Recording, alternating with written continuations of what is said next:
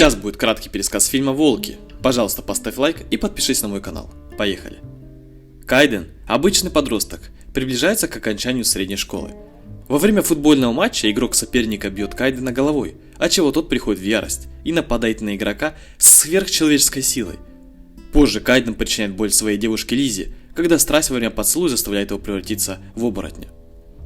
Позже Кайден просыпается весь в крови, окруженный расчлененными телами своих родителей, и спасается бегством. После Кайден становится бродягой, пытаясь держать свою ликантропию под контролем.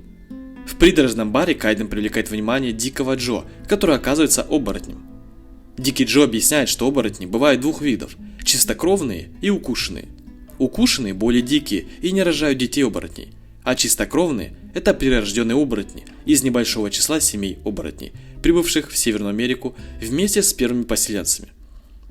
Кайден только недавно узнал, что его усыновили, и Дикий Джо подтверждает, что они оба прирожденные оборотни, и что Кайден может узнать больше в отдаленном городке под названием Люпин-Ридж.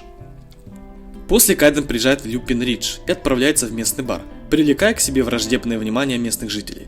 Кайдену начинает нравиться Энджел, красивая молодая хозяйка бара. В конце концов, местные жители изгоняют его из бара, и на улице он встречает Джона Толлермана, который нанимает Кайдена в качестве рабочего на свою ферму.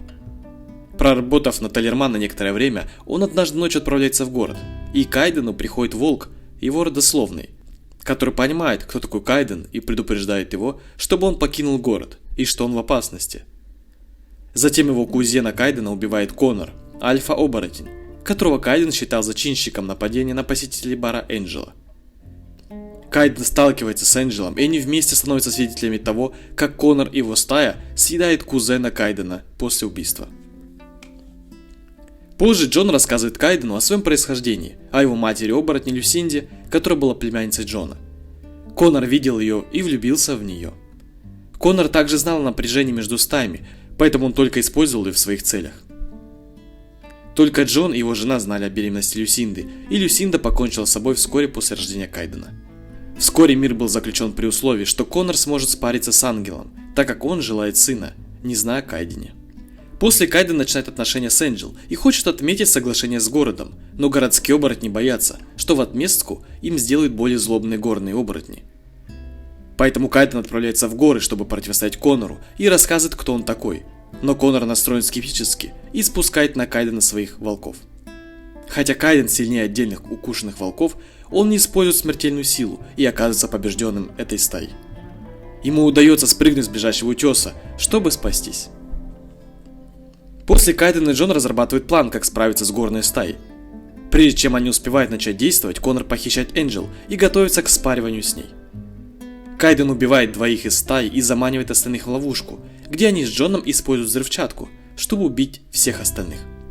Когда Кайден побеждает Коннора в одиночной схватке, Коннор рассказывает, что они с Люсиндой любили друг друга, но он придумал историю о покушении, потому что отец Люсинды собирался убить ее за эти отношения.